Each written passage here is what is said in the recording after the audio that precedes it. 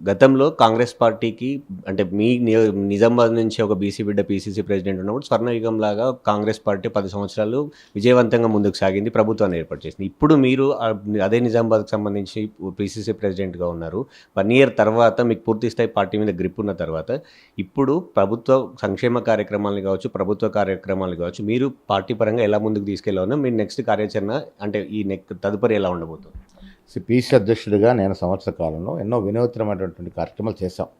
ముఖ్యంగా మంత్రులు స్వయంగా గాంధీ భవన్‌కి వచ్చి ప్రతి వారం కూర్చొని 3-4 గంటలు సామాన్యుల నుంచి వినతులు స్వీకరించి సాధ్యమైనంత అక్కడే పరిష్కారం చేయడం, మిగతా మంత్రులు పంపడం అనేది ఈ దేశంలోనే వినూత్న కార్యక్రమం.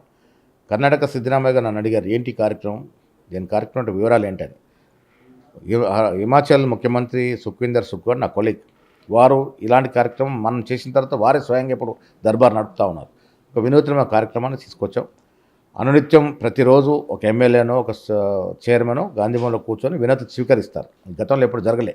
ఇలాంటి కార్యక్రమం పాటు నా హయాంలో బీసీ రిజర్వేషన్లో 3 చట్టాలు రావడం, ప్రభుత్వం ఉన్న పాదయాత్రలు చేయడం, ప్రజలకు చేరువవడం, ఇవన్నీ కూడా విప్లవాత్మక కార్యక్రమాలు 1 ఇయర్లో చేశాం.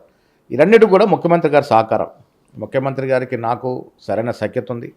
డిప్యూటీ ముఖ్యమంత్రి గారు, మంత్రులు, ఎమ్మెల్యేలు, ఎమ్మెల్సీలు, ఎంపీలు అందరూ సహకారం చేశారు కాబట్టి ఈ 1 ఇయర్ విజయవంతంగా చేసుకోగలిగాం. ప్రభుత్వాన్ని ప్రజలకి మధ్య వారధిగా ఉంటూ ప్రభుత్వ కార్యక్రమాలు అందుతూ కీర్తనలు ఎప్పటికప్పుడు పర్యవేక్షిస్తూ మా కార్యకర్తల్ని ఉత్సాహపరుస్తూ ప్రభుత్వ సంక్షేమం ప్రజలకు అందే విధంగా ప్రయత్నం చేసాం. 1 ఇయర్ సక్సెస్ఫుల్గా పోయింది. భవిష్యత్తులో కూడా ఆనాడు ఏ రకంగా అయితే రాజశేఖర రెడ్డి గారు, డి శ్రీనివాస్ గారు జంటగా ముందుకు తీసుకెళ్ళి మీరు అన్నట్టుగా స్వర్ణంగా చూపించినారో, ఇలా రేవంత్ రెడ్డి గారు నేను కూడా ప్రజల ఆకాంక్షలు ముఖ్యం, మాకు ప్రజల అవసరాలు ముఖ్యం, ప్రజలు ఏరు కోరుకుంటారో ఆ విధంగా చేయాలని మా ఇద్దరి యొక్క మైత్రి డెఫినెట్గా దానికి ఉపయోగపడుతుంది.